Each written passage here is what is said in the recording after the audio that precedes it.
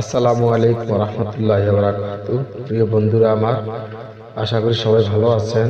আমি আপনাদেরকে যে ভিডিওটা দেখাইতেছি এই ভিডিওটা হইল মসজিদু আল কিবলাতাইন বা দুই কিবলার মসজিদ।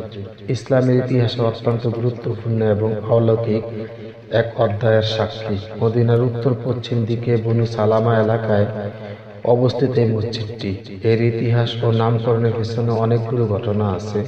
ইসলামের শুরুর দিকে এবং মহানবী হযরত মুহাম্মদ সাল্লাল্লাহু আলাইহি ওয়াসাল্লাম মদিনায় হিজরত করার পর প্রথম 16 বা 17 মাস মুসলমানরা জেরুজালেমের বাইতুল মুকাদ্দাস অর্থাৎ আল আকসা জামে মসজিদের দিকে ফিরে নামাজ পড়তেন।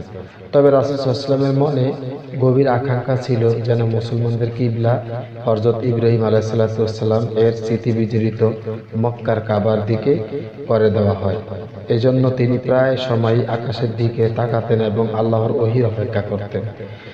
দ্বিতীয় হিজরি সনে 624 খ্রিস্টাব্দে শাবান মাসের এক ওহী নাজিল হয়। আল্লাহ রাসূল সাল্লাল্লাহু আলাইহি ওয়াসাল্লাম বনু সালামা গোত্রের এই মসজিদের জোহরের নামাজ, কেউ কেউ বলেন আসরের নামাজ পড়াচ্ছিলেন। নামাজ চলাকালীন 2 রাকাত সম্পূর্ণ হওয়ার পর হঠাৎ আল্লাহর পক্ষ থেকে কিবলা পরিবর্তনের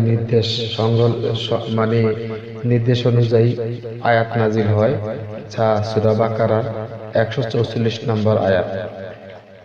আয়াতে বলা হয়েছে, হে নবী, আকাশের দিকে বারবার তোমার মুখ ফিরানো আমি অবশ্যই দেখছি। অতএব আমি অবশ্যই তোমাকে এমন কিবলার দিকে ফিরাবো যা তুমি পছন্দ করো। সুতরাং তোমরা তোমার চেহারা মসজিদুল হারামের দিকে ফিরাও।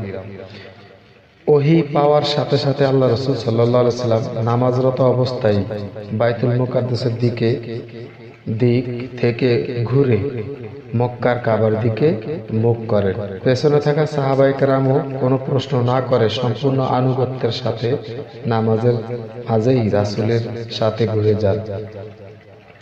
একই নামাজে দুটি ভিন্ন কিবলা দিকে মুখ করে নামাজ আদায় করার কারণে এই মসজিদের নাম করা হয় মসজিদুল কিবলাতাইন অর্থাৎ দুই কিবলার মসজিদ।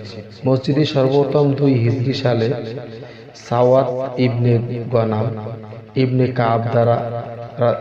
কাব রাদিয়াল্লাহু তাআলা আনহু দ্বারা নির্মিত হয়েছিল। তখন এটি বনু সালামা মসজিদের নামে পরিচিত ছিল।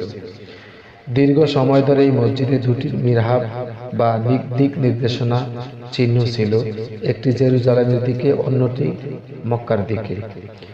1987 সালে সৌদি রাজা ফারহাদ